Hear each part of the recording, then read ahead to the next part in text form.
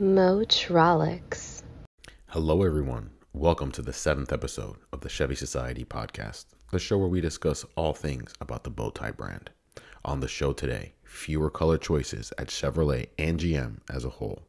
I'm your host, G, and joining us is GM Authority Executive Editor, Alex Luft. Hey, G. We noticed something at GM Authority about colors, or really a steady removal of color options, specifically between the 24 and the 2025 model years. I have to give credit to Mike Delaurier, who is our editor-in-chief at gmauthority.com. He's the one who noticed this and put an entire report together with the information. And in case you're curious about this report, we do have it in the show notes for you as well. So what do I mean by this?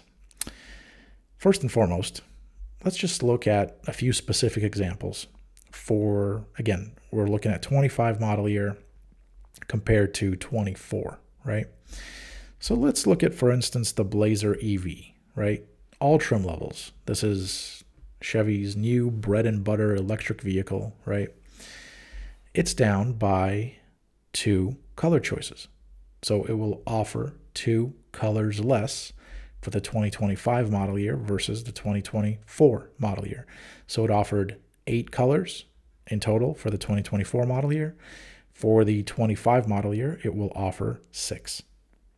So that's 2 fewer. But maybe that's like, an exception, right? You might say. Well, not really. The trend continues. Let's look at another bread and butter Chevy product like the Corvette, right? For the 2024 model year, it offered 14 exterior colors. For the 2025 model year, 10. So 4 fewer. The same pattern essentially continues not across the entire model range, but across the majority of the model range. A few other examples. So let's look at, for instance, the Silverado 1500 LT Trail Boss, okay? It offered a total of 10 colors for that trim level specifically. So specifically for the LT Trail Boss for the 2024 model year, 10 colors were on offer. The entire Silverado 1500 range offered 11. So there was 1 color that was not offered on the LT Trail Boss. So again, 10 for the Trail Boss, 11 for the Silverado as a whole.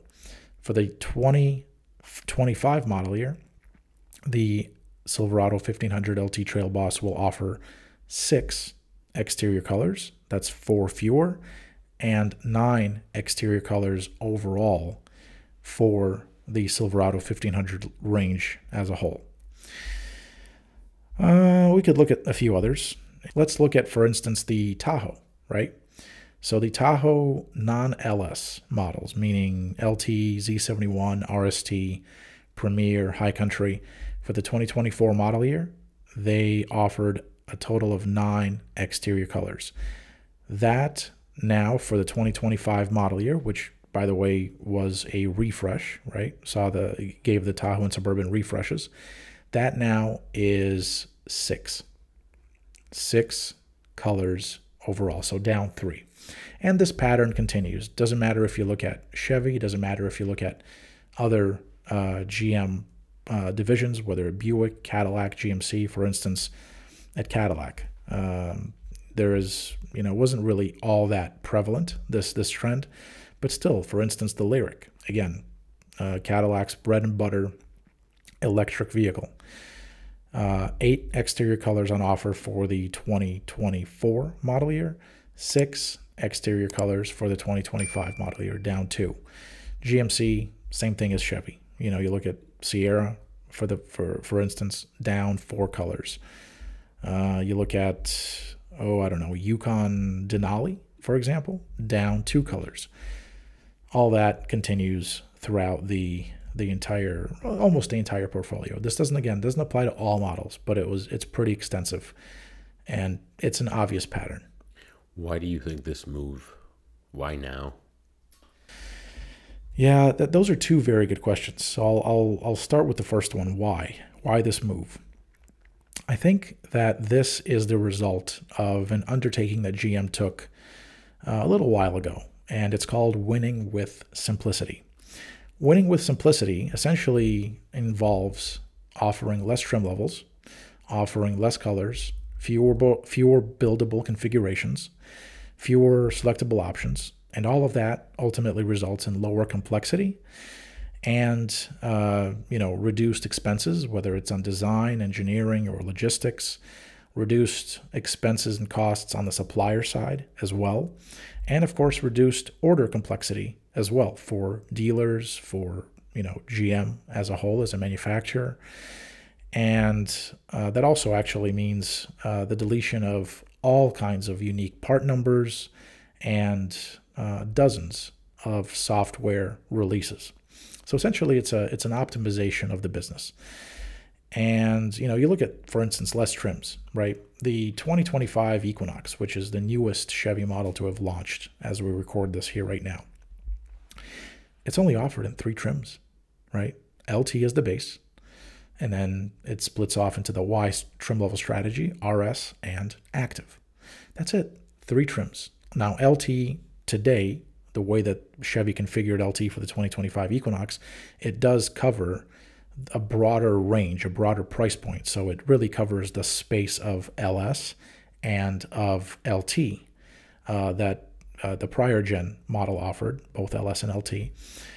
So that is the case, yes. There's some packages and all that, but still there's only 3 trims. And I do have an exclusive scoop here for our listeners and viewers. The same thing as we are seeing on essentially the Equinox, the Colorado, the same trend will also apply. You heard it here first, folks. The same trend will also apply to the next generation Chevy Silverado and GMC Sierra for the 2027 model year.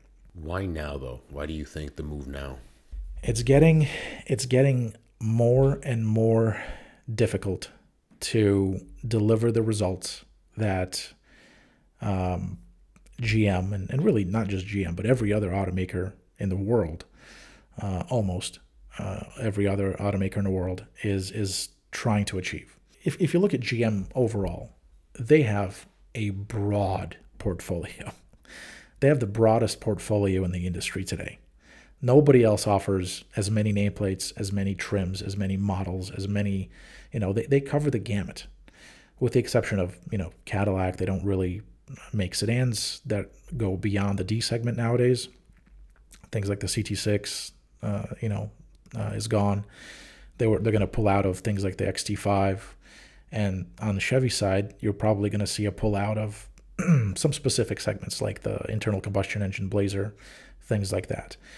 But overall, the portfolio, even with those removals and exits from segments, the portfolio is still very, very, very broad, and it costs a whole lot of money and a lot of time and a lot of effort and a lot of energy and a lot of people to manage all this stuff.